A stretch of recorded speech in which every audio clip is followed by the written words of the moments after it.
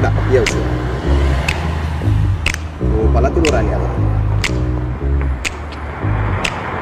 Da, bună ziua. Eu. Rămâne 18 noiembrie. Da. Sigur. Din Cluj, dar de unde? Normal. Vilia. Sigur? Da. Bun, Vilia. Bun, mulțumesc. 95. Știu, atât. Da. Bine atunci, zi bună.